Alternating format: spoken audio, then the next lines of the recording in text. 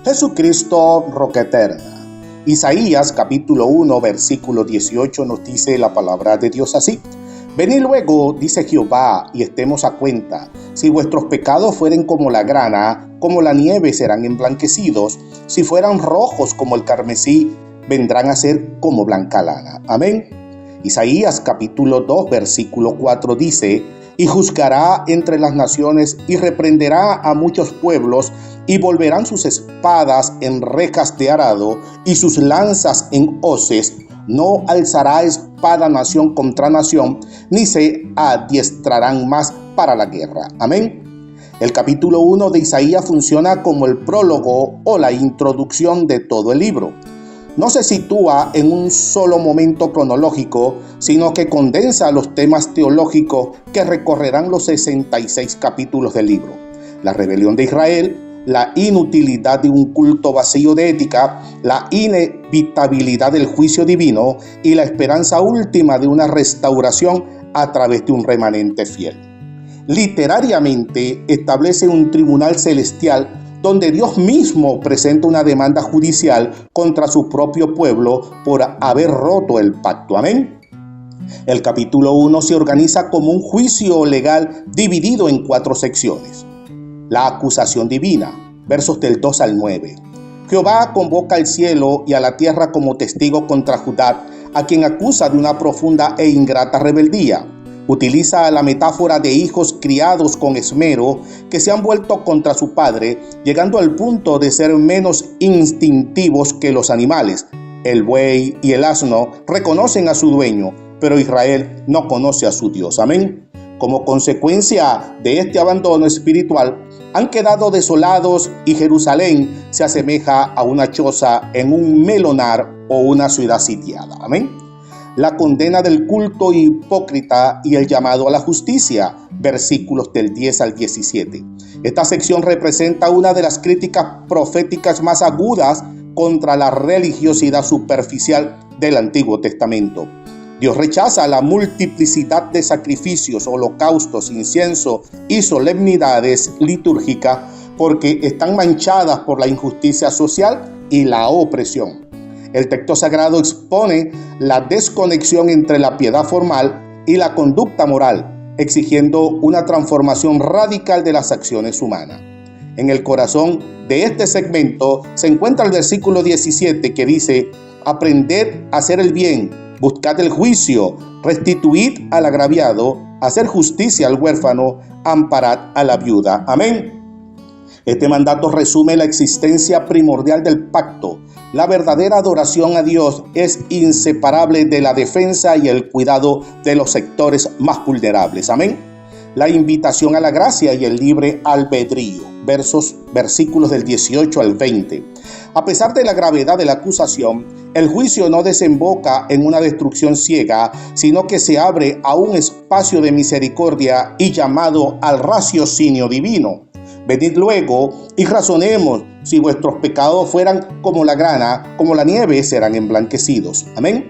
Se presenta una disyuntiva existencial clara ante el pueblo: la bendición de la tierra mediante la disposición a escuchar y a obedecer, o el consumo total por la espada en caso de persistir en la rebeldía. Amén. El contraste: la ciudad fiel convertida en ramera.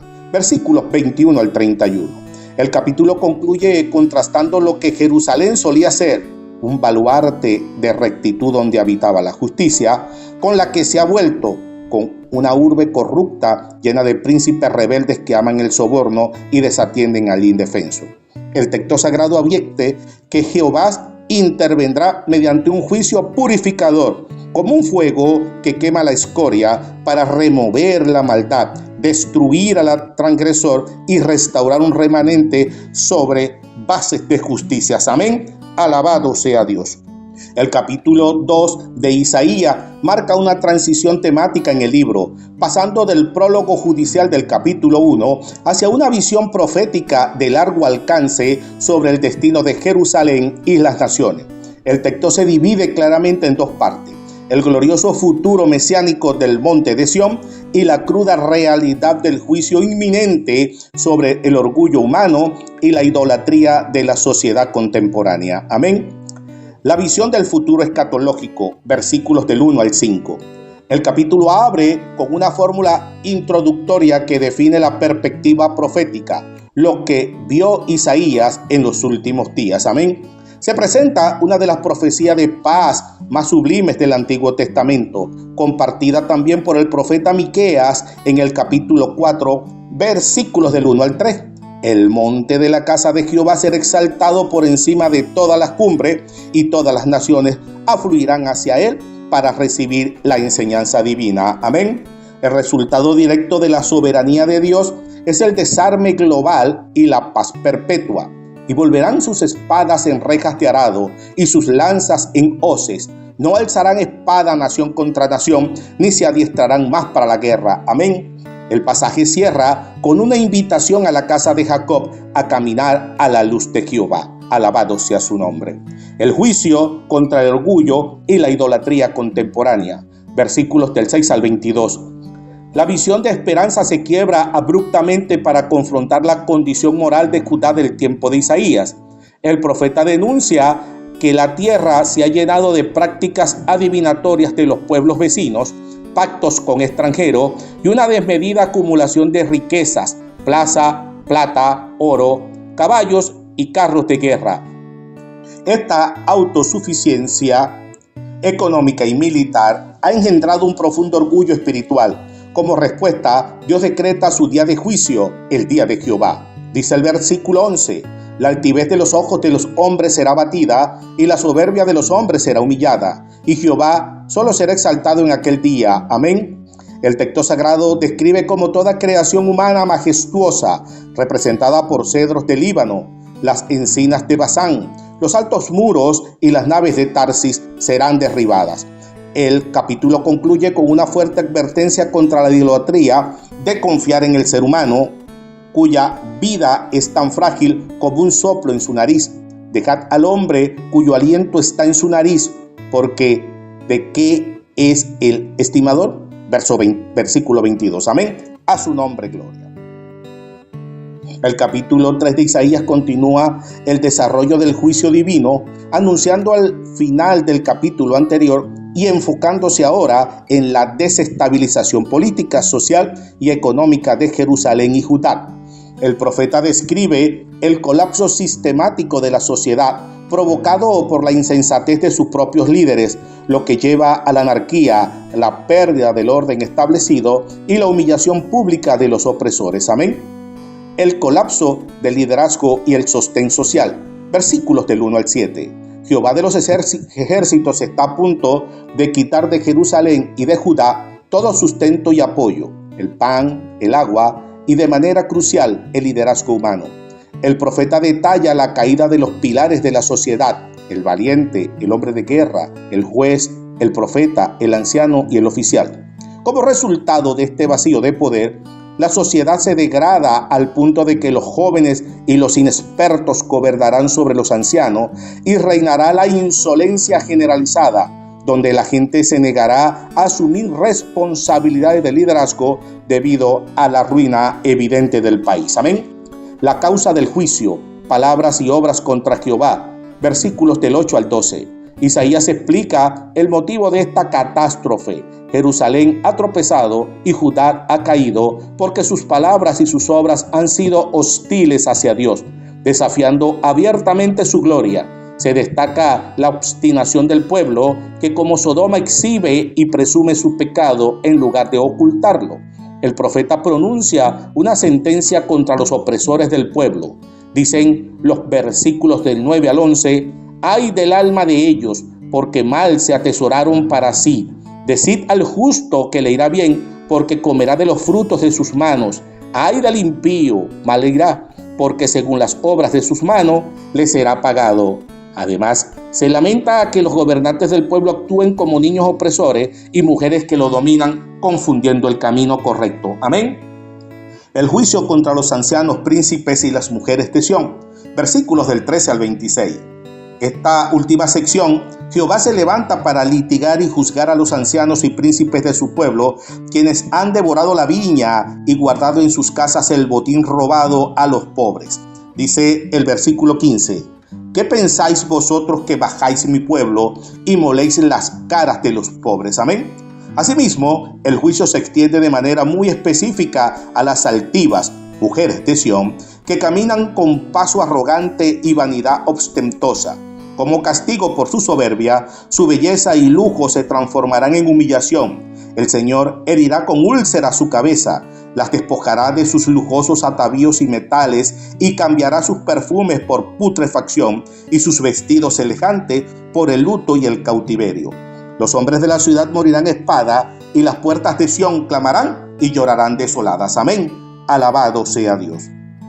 El capítulo 4 de Isaías concluye la sección del juicio iniciada en el capítulo 2, ofreciendo un contraste radical. El fin del juicio purificador no es la destrucción total de Jerusalén, sino su redención y la restauración de la presencia divina.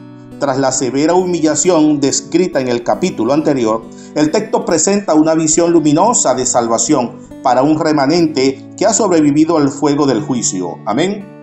La escasez humana y el valor del remanente. Versículo 1. Este versículo conecta directamente con el final del capítulo 3, donde los hombres de Jerusalén mueren a espada. Describe una situación profunda de una crisis demográfica y social. 7 mujeres echarán manos de un solo hombre, rogando que les permita llevar su nombre y quitando su afrenta con tal de proveerse sustento y protección en medio de la desolación. La escasez de hombres es tal que el orgullo masculino anterior queda totalmente pulverizado. Amén. La purificación y el brotamiento de la gloria. Versículos 2 y 3. La perspectiva cambia de la tragedia humana a la iniciativa soberana de Dios. En aquel tiempo, el renuevo de Jehová será hermoso y glorioso, y el fruto de la tierra será el orgullo y el adorno de los sobrevivientes de Israel. Amén. Aquellos que queden en Sión y los que sean dejados en Jerusalén, todos los que estén inscritos entre los vivientes en Jerusalén, serán llamados santos. Amén. La purificación por el juicio y la presencia protectora de Dios. Versículos del 4 al 6. El profeta explica que la santidad de este remanente se logra a través de la intervención purificadora de Dios. Dice el versículo 4: cuando el Señor lave la inmundicia de las hijas de Sión y limpie la sangre de Jerusalén de en medio de ella, con espíritu de juicio y con espíritu de fuego. Amén.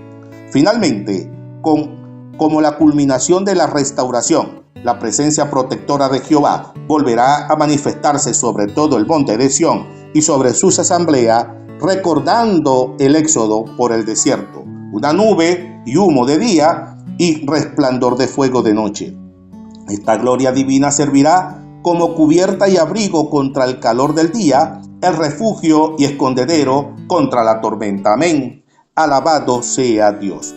Concluimos. Los capítulos del 1 al 4 del libro de Isaías presentan un profundo contraste entre la rebeldía del pueblo y la misericordia incorruptible de Dios. Expone el juicio inminente contra la hipocresía y la injusticia social, pero culminan con la gloriosa promesa de restauración, purificación y la futura paz bajo el reinado del renuevo del Señor. A su nombre gloria. Amén. Oremos. Señor, te damos infinitas gracias porque a pesar de nuestras faltas y rebeldía, no nos tratas conforme a nuestros pecados, sino que nos extiende tu gracia restauradora, limpiando nuestras vidas y prometiendo un futuro seguro y lleno de tu presencia, de la presencia de tu Espíritu Santo. Te lo pedimos en el nombre de Jesús y en ese nombre te damos gracias, Señor. Muchas gracias por este estudio que iniciamos del libro de Isaías y sabemos por fe que llenará mucho nuestras vidas en el nombre de Jesús. Amén. Dios te bendiga, Dios te guarde.